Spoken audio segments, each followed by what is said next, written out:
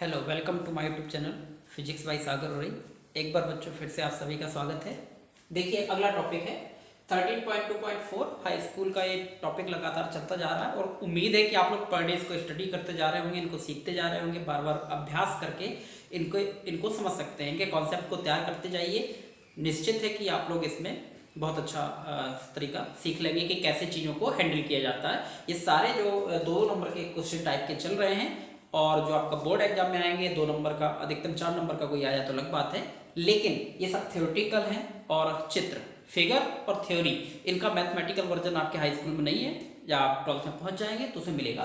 तो हमारी हेडिंग है अगली, धारावाही प्रणालिका, जिसको इंग्लिश में बोलते हैं सोलेनॉइड के कारण उत्पन्न चुंबकीय क्षेत्र, मतलब magnetic field due to a solenoid. Solenoid के कारण मैग्नेटिक फील्ड कितना प्रोड्यूस होता है ये हमें निकालना है ना।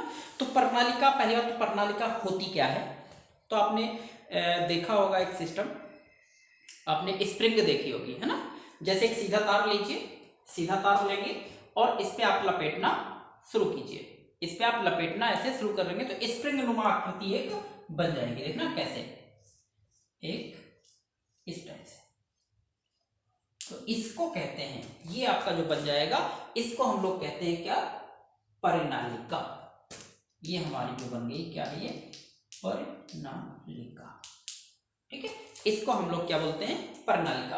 तो ध्यान रखिएगा कि प्रणालिका होती कैसी है, इस टाइप से होती है।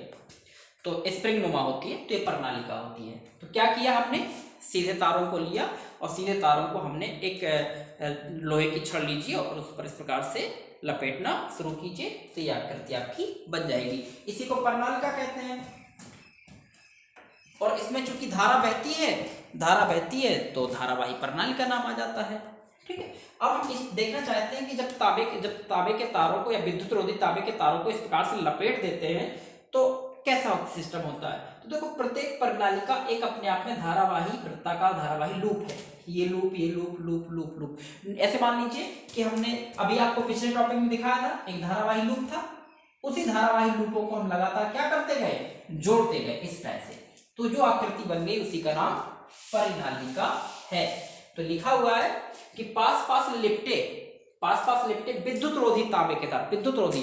लेकिन जब आपने मोटरों को खुलते हुए देखा होगा, पंखे की मोटर को, उसमें तार, नंगे तार होते हैं, न्यूड वायर होते हैं, लेकिन उनके ऊपर एक लेप लगा होता है। अगर आप खुरचेंगे चाकू से, तो चाकू से खुरचेंगे तो उनका लेप हट जाएगा। वो लेप क्यों लगाया जाता, ताकि तार में तार जब लगे तो वो स्पार्किंग ना हो। अगर वो न्यूड तार में अगर कोई लेप ना लगा हो, डायरेक्ट लपेटे, तो स्पार्किंग हो जाएगी, क्योंकि वायर से वायर टच होगा और करंट बहाएंगे तो स्पार्किंग शुरू हो जाएगी। इसमें ऊपर एक लेप होता है, विद्युत रोधी लेप होता है। तो ये लिखा हुआ है कि पास पास लिपटे विद्युत रोधी तांबे के तार की बेलनाकार आकृति, ये बेलन लंबी आकृति होगी ना, बेलनाकार आकृति के अनेक फेरों वाली कुंडली को परिनालिका कहते हैं। कुंडली मतलब क्वाइल को परिनालिका कहते हैं। तो अब होना क्या है इसमें, कैसे सिस्टम, तो हम एक बना देते हैं।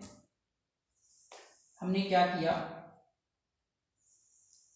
एक रॉड ले ली, लोहे की रॉड मान लीजिए, और इस पर वायर को हमने ऐसे लपेटना शुरू किया इस टाइप से। ये देखिए, और ये हमने इसमें कोर है इस टाइप से। ये हमारी प्रणाली का, इस प्रकार से हमने वायर को ऐसे लपेटना शुरू किया, तो धारावाही प्रणाली का।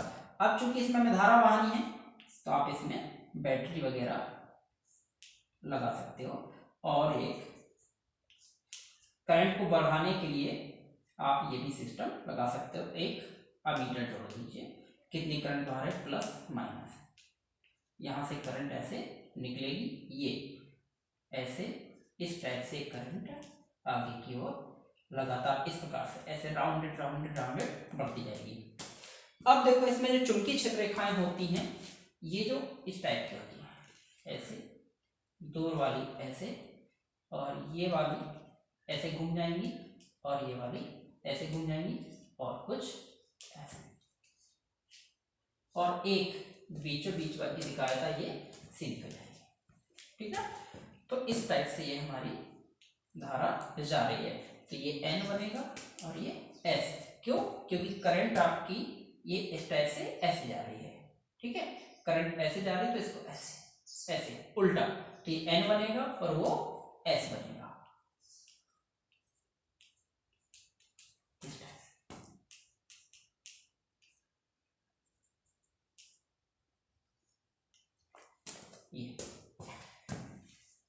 ये हमारा धारा नियंत्रक है, जो धारा को कंट्रोल करेगा, और ये हमारी बैटरी है। तो ये धारावाही प्रणाली का ये देखो, तो क्या किया हमने, आपको थोड़ा सा समझना है कि जैसे ये प्रणालिका थी, इस पर राउंडेड तार है, तो ये चुंबकीय क्षेत्र रेखा लगभग इसके अंदर सीधी सी क्यों हो गई, उसका एक रीजन है। देखो जैसे हमारा ये वायर था,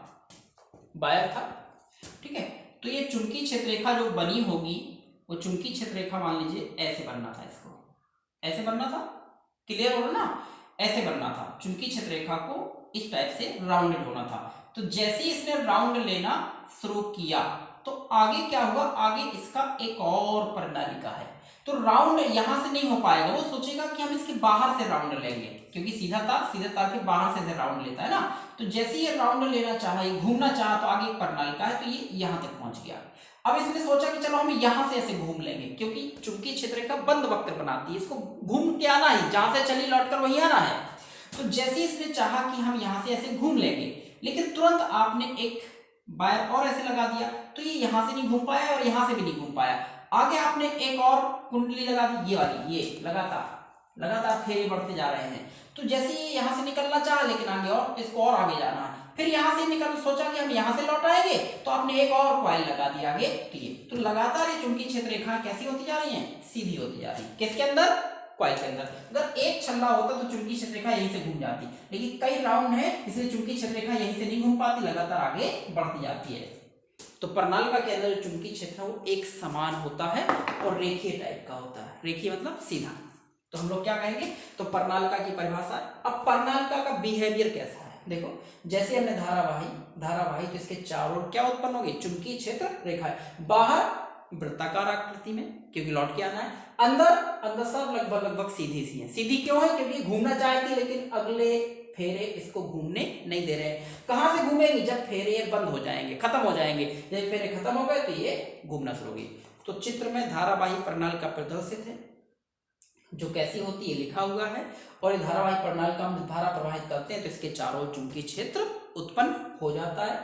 चूंकि ये काफी दूरी पर होती हैं, तो प्रणालिका के बाहर चुंबकीय क्षेत्र लगभग शून्य होता है, 100% नहीं, लगभग शून्य होता है, लेकिन प्रणालिका के अंदर चुंबकीय क्षेत्र सभी जगह एक समान होता है। तो मैग्नेटिक फील्ड अंदर प्रणालिका के भीतर जहां निकालोगे चुंबकीय क्षेत्र एक समान, जितना यहाँ उतना यहाँ उतना यहाँ उतना यहाँ उतना यहाँ। तो प्रणालिका के अंदर क्वेश्चन पूछता 2 नंबर में कि प्रणालिका के भीतर चुंबकीय क्षेत्र एक समान होता है या अलग अलग होता है, तो प्रणालिका के अंदर चुंबकीय क्षेत्र सभी जगह एक समान होता है। ये हमारी प्रणालिका, देखो यहाँ पर एक एन ध्रुव सा बन गया, ये एन ध्रुव की भांति व्यवहार कर रहा है, और ये एस। तो हमारी धारावाही प्रणालिका स्वयं चुंबक की भांति व्यवहार करती है। कैसे पता, देखो जहां से निकल रही है उसको एन ध्रुव, और जहां चुंबकीय क्षेत्र रेखा पहुंच रही है वहां पर एस ध्रुव, मतलब उत्तरी ध्रुव और दक्षिण ध्रुव।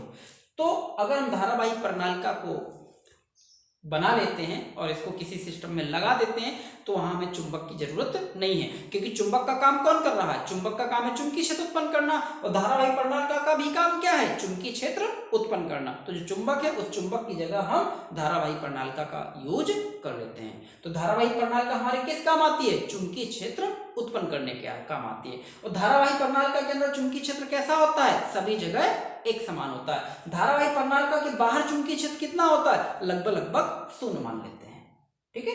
अच्छा, अब इस धारावाही प्रणालिका का उपयोग कहाँ है, उपयोग तो प्रणालिका के भीतर उत्पन्न प्रबल चुंबकीय क्षेत्र का उपयोग हम किसी नर्म लोहे को प्रणालिका के अंदर रख दें, इस प्रणालिका के अंदर किसी नर्म लोहे को रखकर तो चुंबक बनाने में किया जा सकता है। तो धारावाही प्रणालिका का उपयोग चुंबक बनाने में भी किया जाता है, जिसे हम विद्युत चुंबक कहते हैं। क्योंकि ये नर्म लोहा 2 प्रकार के, एक सॉफ्ट आयरन, एक हार्ड आयरन, एक कठोर लोहा, एक नर्म लोहा। नर्म लोहा ये कक्षा 12 में पहुंचेंगे, स्टडी का विषय है फिर कि नर्म लोहा का चुंबकन और विचुंबकन आसानी से हो जाता है, मतलब धारा बहाव चुंबक की भांति वो नर्म लोहा व्यवहार करने लगता है। धारा चली जाती है, विद्युत धारा चली जाती है, उसके चुंबक का गुण भी चला जाता है। अगर यही कठोर लोहे का इस्तेमाल करें तो धारा आएगी, चुंबकीय क्षेत्र पैदा होगा, धारा चली जाएगी, फिर भी उसमें चुंबकीय क्षेत्र रहेगा, मतलब चुंबकीय क्षेत्र खत्म नहीं होगा धारा जाने के बाद भी। इसलिए हम कठोर लोहे का प्रयोग नहीं करते हैं, नर्म लोहे का प्रयोग करते हैं। तो नर्म लोहे को धारा आएगी चुंबकन, धारा चली जाएगी विचुंबकन, मतलब जब चाहो चुंबकीय क्षेत्र उत्पन्न कर सकते हो। तो इसी विद्युत चुंबक का उपयोग बड़ी बड़ी क्रेन मशीनों के द्वारा बड़े बड़े लोहे के चीजों को उठाने में किया जाता है। जैसे आपने मान लेते उसका पंजा ऐसे लोहे पर चिपका, आपने धारावाही चिपक गया, उसको उठा के रख दिया, धारा आपने बंद कर दी, उसने उसको छोड़ दिया, तो विद्युत चुंबक का उपयोग आप विद्युत घंटी में भी करते हैं। तो विद्युत चुंबकों का उपयोग ढेर सारी चीजों में किया जाता है, जिसके आधार पर हम किसका उपयोग करते हैं, धारावाही प्रणाली का। तो धारावाही प्रणाली का इस प्रकार से थी, आपकी किताब में भी बनी हुई है, किताब से भी आप इसको देख सकते हैं और बना सकते हैं। ठीक है, अब इसके आधार पर आपकी जो बुक्स है उस बुक्स में कुछ प्रश्नोत्तर दिए गए हैं। पेज नंबर 256 पहला प्रश्न दिया है, दूसरा दिया है, तीसरा दिया है। इन क्वेश्चनों को आप लोग कर लीजिएगा। ओके, अच्छा, तो इस प्रकार से इसके बारे में जो दिख रहा है वो लिखा जाता है, जो थ्योरी है वो भी मिक्स की जाती है। तो जो आप करते जाते हैं वही उसकी थ्योरी लिखी जाती है। Thank you.